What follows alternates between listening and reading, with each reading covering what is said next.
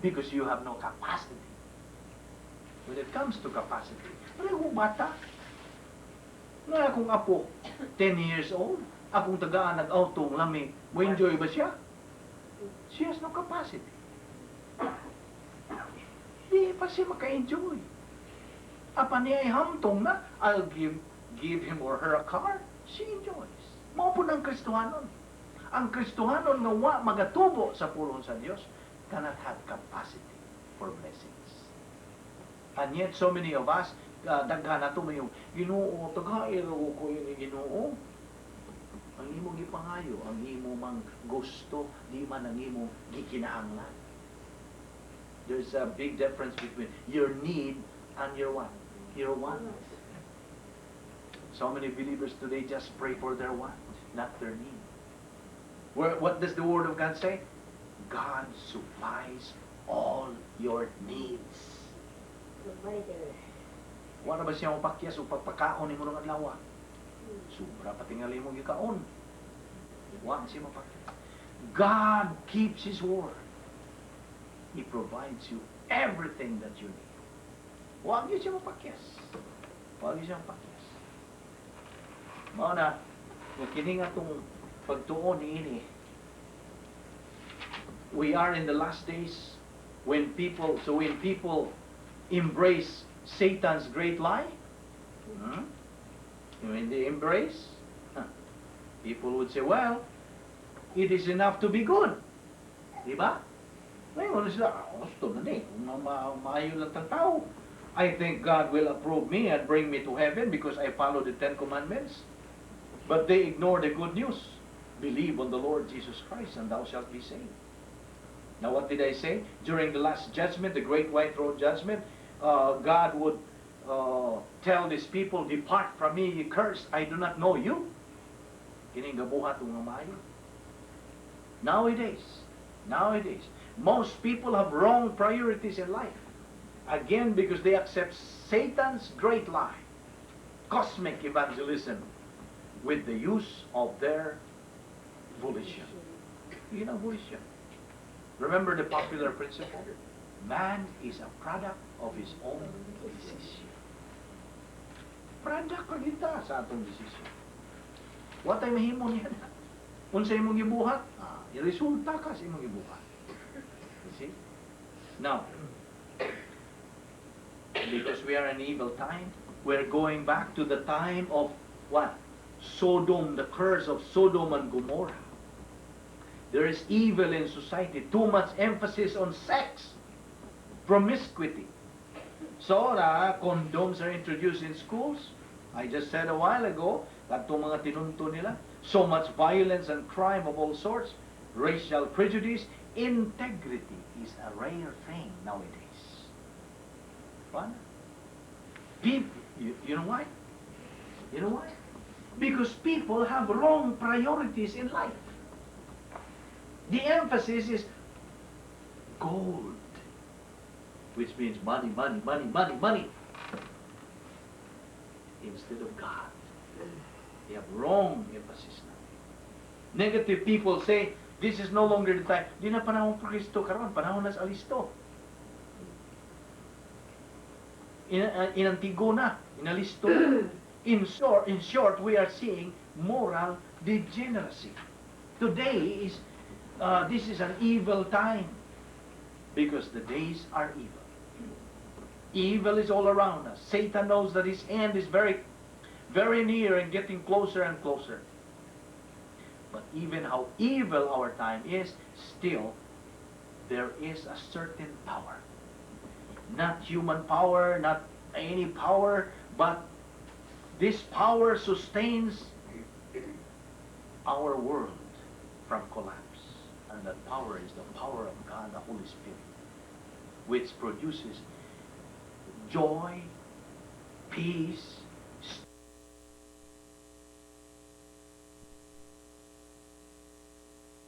is God, the Holy Spirit. Now, ano sa ito'y purpose na pagatuon sa pulong sa Diyos? Ganun na yun ako ni pangutana, kaya rin yung silsil ng imo ba? What's our purpose? Why we are here and studying God's Word? Ha? Anong tamalihiro sa pulong sa Diyos?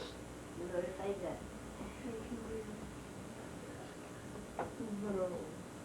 Well, I know you have so many answers. We have only one answer. To make Christ real to our life.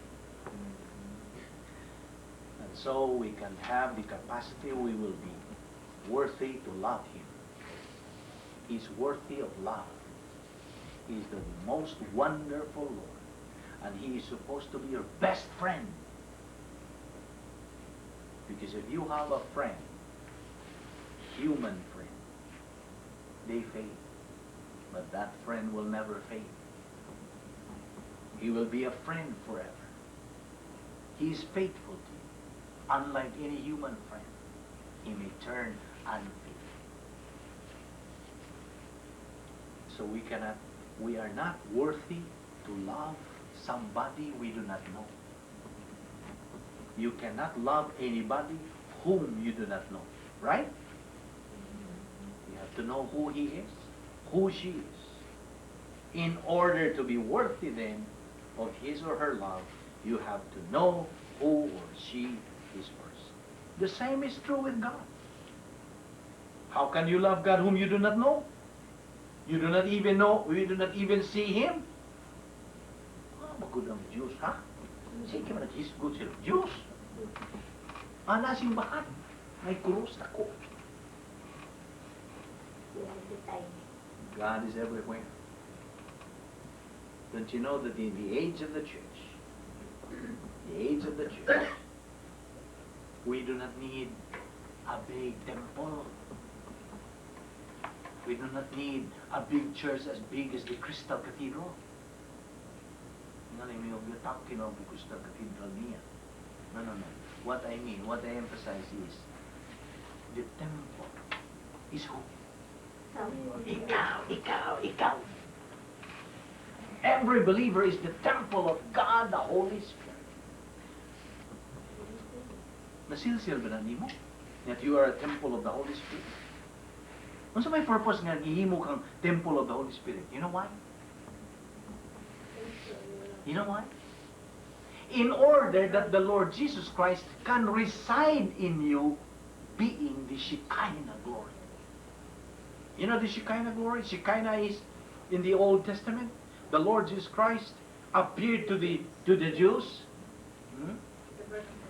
What's that all? Cloud by day and fire by night. Mauto'y pagi nga sila makaklaro sa presensya sa Diyos. The Shekinah glory is right there in you.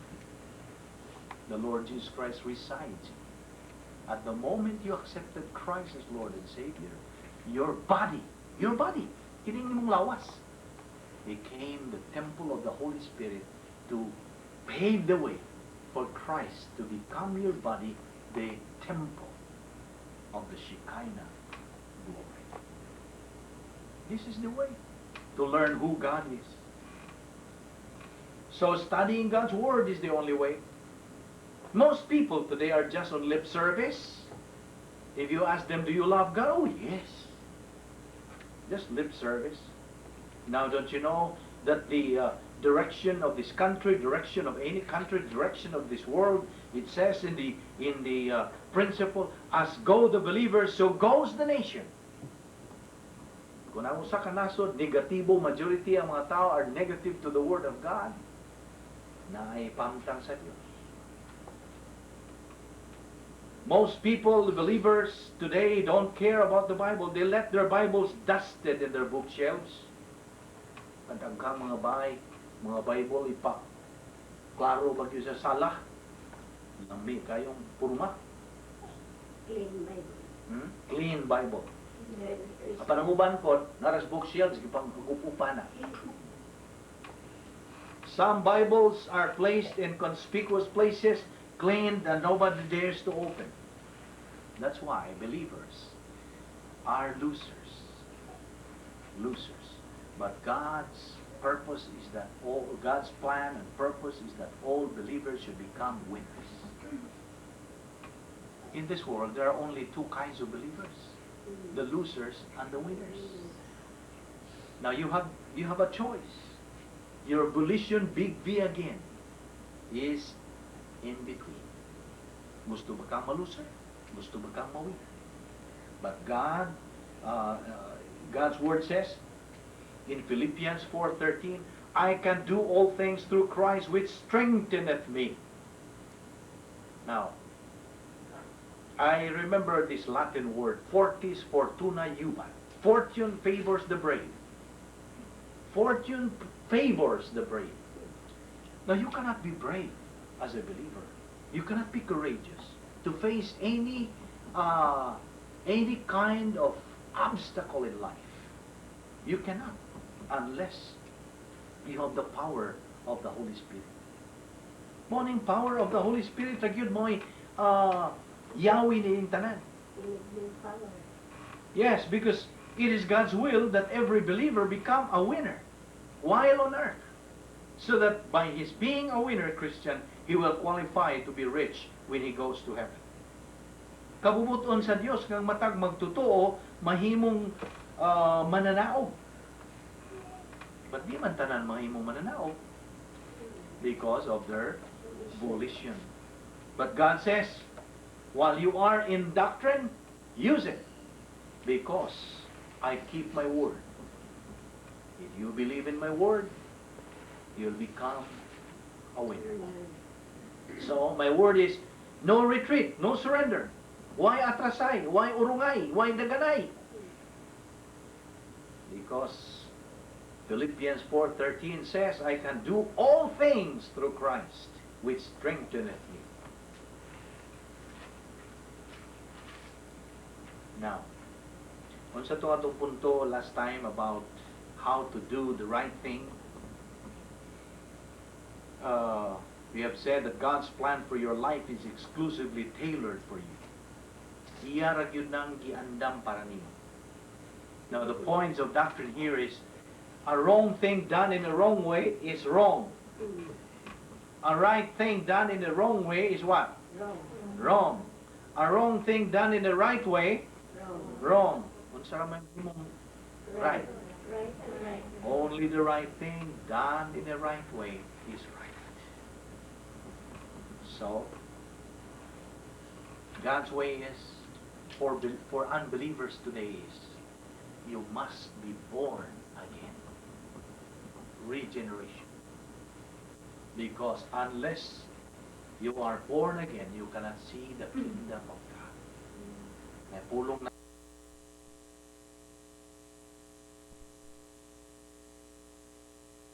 God is perfect. And when He says, all have come short of the glory of God, bisag unsa pa kabuutan day sa usa ka magtuo unbeliever, ang iyang pagkamatarong righteousness is only minus R. God's righteousness is plus R. Ang plus o minus, di gid sila magkatakdo. Ang Dios plus gid na, ang tao minus ra gyud. So God says, you must be born again. Kaya the moment man uses his negative volition, then there is a consequence. In every decision, there is always a what?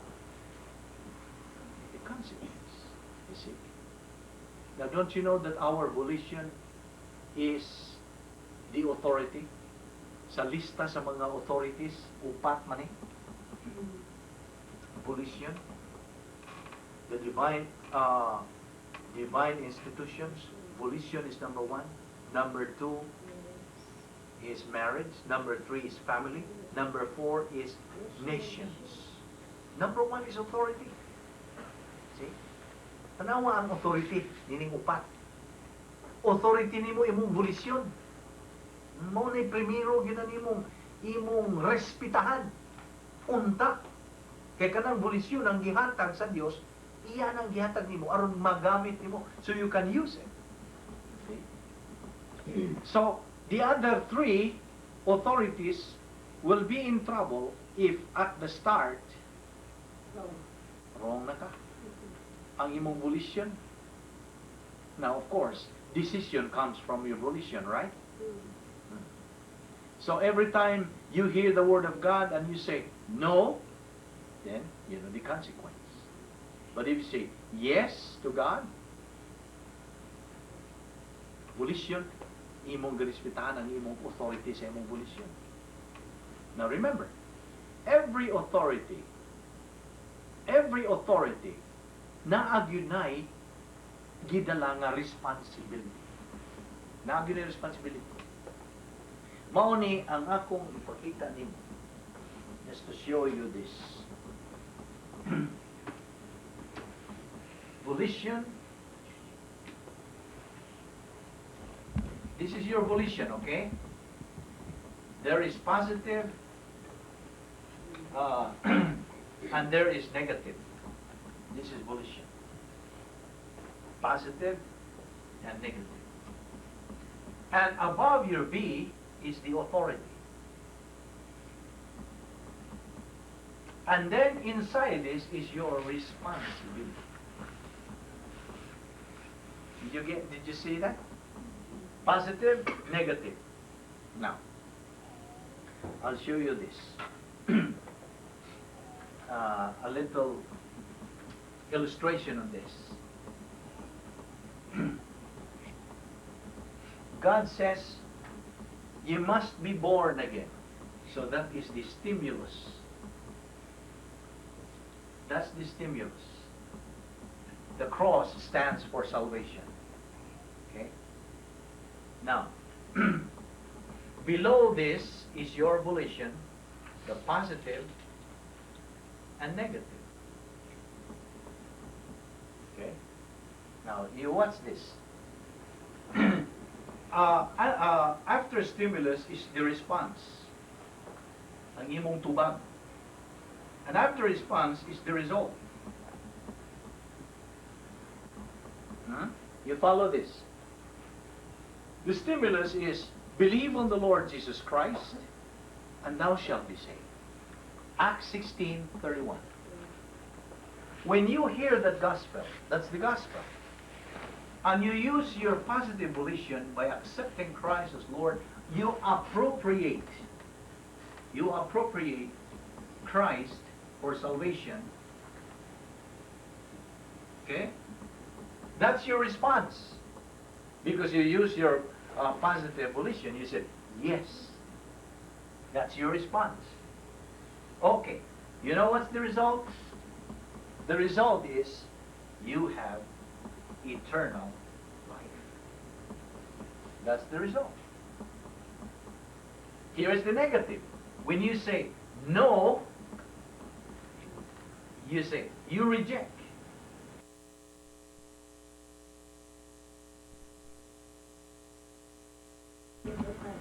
Lake of fire.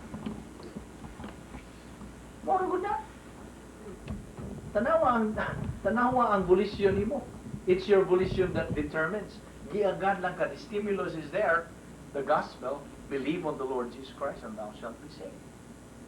But you did not appropriate Christ for salvation. You reject Him. And took us lake of fire. God is perfect. His justice is perfect. Di siya makadala sa usang ka unbeliever who said no, cannot give eternal life, but instead sends him to the lake of fire. Okay. Did you get it now? Nakuha ni mo ni? This is for the unbeliever. Now. Okay. Luwas ka na. You become a believer. You become a believer.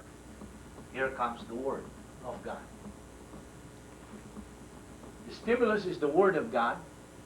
The volition is still there, positive and negative. When you respond by saying yes to the Word of God, you say yes to the Word of God. Okay? You know the result? You have knowledge of Bible doctrine. It becomes divine viewpoint lifestyle in your life. The divine viewpoint becomes your lifestyle in a human viewpoint.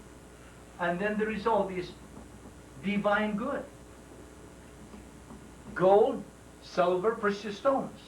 These are good deeds that are rewardable by God. Muray, iyang rewardan. Okay? But here is somebody who says no to the Word of God. He's negative. His response is negative. You know what's the result? Okay. The result for this, by the way, the result for this person who says yes, this believer who says yes, he has promotion, he has blessing, he has, what else? Reward, he has joy and peace. These are the results, and many others. But here comes the result of the negative believer. Unsa may iyang gamiton? Human viewpoint equals what? Human good. You see? Which results to what? Unsa man yung human good? Wood, hay, and stubble. You see, kogon, kahoy, o gagami. Duslitin na. Di ba na musika? Sunog. Wow, God cannot reward that. So mo ang resulta. Therefore, he is, ang result, unsa man? Minus happiness. He is miserable. What else? He is demoted. What else? He is cursed by God. Yung ta kumusmal when you curse. I mean, that's the result. That's the result of a believer who says no to the Word of God. Therefore, you will notice here that the Word of God says in Jeremiah 29:13, if you truly seek me, you will find. The Lord is with you while ye be with him, and if ye seek him, he will be found of you. You see? Now, as a believer now, you need to continue studying God's Word.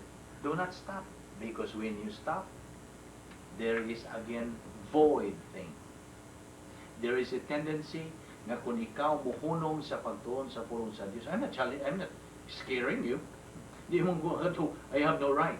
My right is only to teach the Word of God. Or anybody, any pastor teacher, Bible teacher, who has the burden to share God's Word. Now, kita, igo man tatanan. That the moment we stop studying God's Word, we change our priority, then, iba po tayo sa resulta. That's right. Disiplinahon rin das Ginoo kay kita anak naman niya. Once we change our priority, then God, remember, God's justice is perfect. Mao na nga. Kita padayunon sa pagtuon sa pulong sa Dios. Now, we have kini atong gibuhat kada semana. As possible, mulungtad ni og 2.5 hours. Okay ba mo 2.5 hours? Oh, Stephanie says, believe ka na ba ta? Now, ang sa bot ini, kitang mga magtutuo, mao ni mando sa Dios. Continue in my word. Because the moment you stop, you know what's the consequence. Wa ko maghadlok nimo. Wa ko'y katungod paghadlok nimo. Kita igo gipa pamangnuan ta sa Dios. Ayaw undang, kay undang ka. Di mo ka resulta. Anak man kanako ba? Natusun kanako. You see? Okay. What is spiritual momentum? Spiritual momentum is the consistency, persistency in studying God's Word. Kini nga itong ibuhat. Kini nga itong ibuhat, mo ingon tingali ka usahay. Bitaw ng tudlo niya, no? Balik-balik, ipulaan naman ko ba? Whether you like it or not, this is the method. This is the method of inculcation. Aron hangtod mahimong klaro, tinuoy, lucid to your mind. Kay, mauni ang paagi sa Diyos, iyang sangkap niya ni nato karon kita magapadayon sa pagsibong like spiritual momentum. Pareha gud ni sa wala, okay. Kanang mag-drive ka, ibaw mo drive kasagaran. Kanang mag-drive ka, kinahanglan og tungason gani ng imong karsada, imong agian. Unsa may imong buhaton, di ba ka mo buylo na? Mubuylog yung kag una ka mo saka dito kay anhara ka kutob sa kuan labi nagsakaon kayo. You see, like when you go to San Francisco, piring-piring ng ilang mga gaingon na primero pa nang ato. Uy, matras magatay ni. You see? Now, you cannot go up sa taas o di ka mubuylo pagsaka. Makapunay kinabuhi sa Kristohano. Kung di ka mubuylo, anhara ka mas stuck up ka ra nila. Ang tendency, mo atras ka. Nabangga imong lubot. Reverse, that's right. Unya, niya pang punto, reverse. Ang reversionism is ang common yun in word sa mga evangelical churches is backsliding. Yeah? Backsliding. Ako, I have not been familiar with the teachings of other evangelical churches because I was studying for priesthood. Ang akong orientation was in the seminary to become a priest. Pat kung tuig seminaryo, manigingos Latin nga, multi bucati, pauci erecti. Bawa to, speaking in tongues na to. Buot pasabot, Latin man na. Many are called, but few are chosen. Okay? We were 35 in the seminary, only 3 made it. Become priests. Imagine that. Many are called, but few are chosen.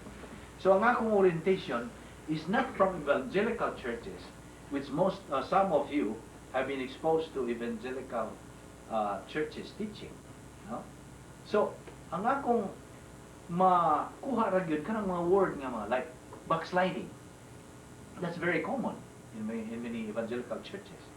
But what I learned is reversionism. Unsa man word reverse? Bali, reverse. Diba? Now, mo po ning kinabuhi sa Kristohanon. The life of a believer, once we stop in our spiritual momentum, in our intake of the Word of God, mo reverse ta. Sa una, sa mainiton tas pagtuon sa pulong sa Dios. Sus, lami gyud mong kinabuhi. Nindot ang imong kinabuhi nga sayon ra gyud tong mga problema mobot sa imong kinabuhi. Okay lang, relax kayo. Pankaron na undang ka sa pagtuon sa pulong sa Dios.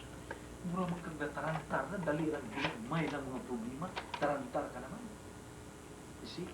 Now, mauna ang epekto once you reverse. Mauna yung epekto. Kay tanan na reverse. Sa una tingali, usara imong bana, usara imong asawa. Karang reverse naman, di daghana.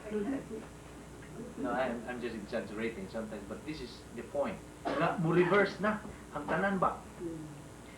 Sa una, ang imong priority, pulong sa Dios karon, tuanas bailihan, diskuhan. In other words, dili man nimo ibasihan sa atong pagka-spiritual. By the way, ayaw ni kalimti that spirituality and morality are two different things. Morality is different from spirituality. A person may be moral, be very morally good, but he's not spiritual. A Christian can be very, very moral, but not spiritual. But if you look at a spiritual believer, he is at the same time morally good. You see? In other words, the requirement is you have to be spiritually good before you become morally good. That is not nimo mabalik. Di mahimo nga you have to be moral first. In other words, what I'm trying to stress is ayaw pakadaki ang buhay. Pakadaki ang imong kahimtang ngadto sa Dios. You see?